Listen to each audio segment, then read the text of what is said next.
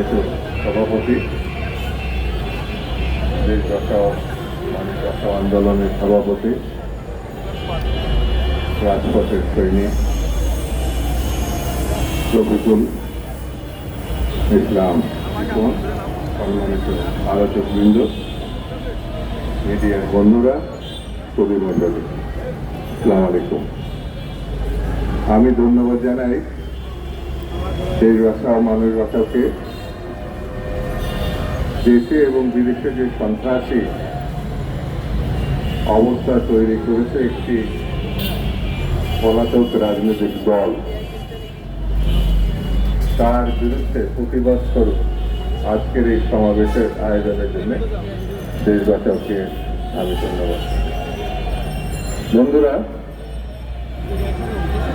আওয়ামী লীগ একটি অসভ্য রাজনৈতিক দল, আওয়ামী লীগ একটি বর্বর রাজনৈতিক দল, আওয়ামী লীগ একটি ফ্যাসিবাদী চরিত্রের রাজনৈতিক দল। আওয়ামী লীগ যখন ক্ষমতা পায় তখন সে গণতন্ত্রের বিপক্ষে অবস্থান নেয়। আওয়ামী লীগ মুখে যা বলে কার্যত তা করে না, যা করে তার বিপরীত কথা সে বলে। বাংলাদেশের স্বাধীনতার পর আওয়ামী লীগ প্রথম এই দেশে হত্যা, সন্ত্রাস, অপহরণ, গুম এই রাজনীতিটা তারা চালু করেছে। তারা রক্ষী বাহিনী বানিয়েছে। 40,000 শেখ মুজিবের জামানায় 40,000 বিরোধী দলের নেতা কর্মী নিহত হয়েছে। শেখ মুজিব এই দেশের দুর্ভিক্ষ সৃষ্টির মধ্য দিয়ে লক্ষ লক্ষ মানুষকে হত্যা করেছে। শেখ মুজিব বাকশাল করেছিল, সকল রাজনৈতিক দলকে নিষিদ্ধ করে একদলীয় রাজনীতি শুরু করেছে। সেই দলের ধারাবাহিকতা শেখ হাসিনা। শেখ হাসিনা 15 বছরে বাংলাদেশে যে লুটপাট করেছে, এত লুটপাট শুধু বাংলাদেশে না, সারা বিশ্বের কোন দেশে কখনো হয়েছে এমন নজির পাওয়া যাবে না।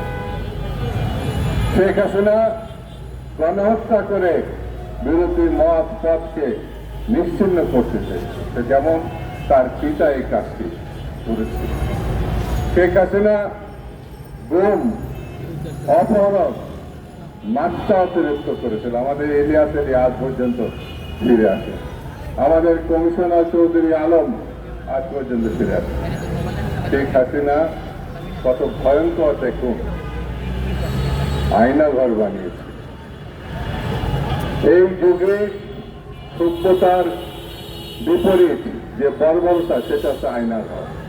সেই আয়নাঘরের মধ্য দিয়ে অতীত দশা মানুষজনকে সেখানে ধরে নিয়ে গিয়ে হত্যা করা হয়েছে, আর না হলে বছরের পর বছর আটকে রাখা হয়েছে।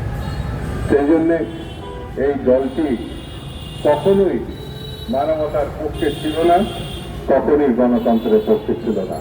তারা জন্মগতভাবে ফ্যাসিবাদী, স্বৈরতান্ত্রিক। সর্বশেষ নিউ ইয়র্কের যে ঘটনা তারা সৃষ্টি করেছে, তার মধ্যে দিয়ে এটা প্রমাণ করেছে 1 বছর পার হলেও তাদের কোনো অনুশোচনা লক্ষ্য করা যায়।